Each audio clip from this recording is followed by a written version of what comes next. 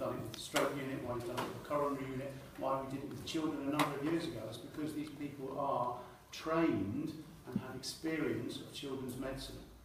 And if you're telling me now that, you know, to be honest, I can't believe you're actually saying it, that you think that these people are going to be qualified to see sick children. They're not. There's not the infrastructure. The critical difference is that sick children do not present at the moment to the Hammersmith. They shouldn't. Right? They should go to the 2 primary locations. With all respect to GPs, I mean, I know they're very hard working and all that sort of stuff, but it's happened to me, I've had it anecdotally told to me many times. We phone the GP up, my child has a fever and a rash, and the first thing the GP says is, take it to A&E. And you continue to say so. And this isn't an A&E. Well, all right, we'll park that to one side. The issue is that you've got no paediatric services at the Hammersmith. Children do not present there now. I think for them to present there in the future is unsafe, because you haven't given me any assurances. You say, well, they were just like ordinary GPs. But what happens if a child goes into crash? What happens if something, you know, a child, and it's quite possible, you know, becomes critically ill? You're going to have to wait for an ambulance to call them up and then rush them over to St Mary's or Chelsea and Westminster, or, you know, it doesn't feel safe. And the other thing is, I would say, is that you know, if you're going to put something like this out, you have to put out a proper directory of medical services so that parents know it's not just patients. I don't know whether you've tested this on parents in schools around the borough who don't use medical services, because those are the ones that are going to face the tragedy because they're not familiar with how to navigate around the system in the NHS. Just around the communications point, I think the one thing I would say is there isn't all the information on this, but this particular advert is designed just to be a bus stop advert, and that's why we're making sure the campaign isn't just a couple of outdoor adverts. It is a door drop with a more detailed leaflet. It is the letters going to schools, which is actually tailored for parents and about children's services, because, as you say, sort of it is difficult for parents. So it's probably slightly misleading for us to only show you this when there's sort of a lot of other things. Nothing should be misleading where children are concerned. Here. Bus stops or not, it should not be misleading. 52 deaths a year unnecessary. 365, yeah. I still haven't heard an answer to the question, how are you going to convince us that the service is going to be safe for children? Because, you know, the infrastructure support for paediatrics is not present at the Hammersmith. Hammersmith continues to have an ambulatory unit with paediatricians there. It does have the emergency backup with neonatology and anaesthetics with trained in children on the site, so it's actually much safer than most other places if there were a child who becomes seriously ill.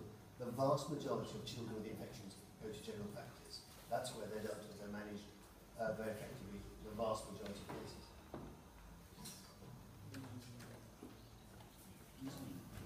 Yeah, with respect to, I'm not a clinician, but I do know there's a vast difference between a child of 11 and a 6-week-old baby, even in anaesthesia. To be honest, I'm still not satisfied, and I would like you to go to the Royal College of Paediatrics and Child Health and present these plans, and if they sign off on it, then I'll withdraw my objection. But until you do that, I have to say that I'm deeply uncomfortable with this, and I do regard it as being unsafe. But the Vice President of the College has been passed on working group, continues to be. Then he needs to put his name on top of this, because that's not the impression that I've got speaking to a number of senior paediatricians who frankly horrifying. And there are a few other comments thrown around today about an unwell child will be taken to the urgent care centre in an ambulance, if the ambulance team think that's appropriate. I don't know whether that was off the cuff or whether that's true. Or there's been a long discussion with the ambulance who are very good at triaging patients. The ambulance get called to children with bits of Lego and stuff on their fingertip, and they're focused to be dealt with in the urgent care centre. If there's any doubt, we have a clear protocol with them.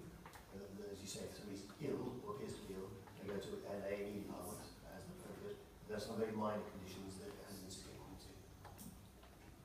so you're happy to bring, I don't know who this individual is, and the rest of his team to this committee, and I'm happy to ask for a special meeting to make sure that we are going to have a safe environment for children. The ambulance service, the ambulance request were asked for an ambulance service.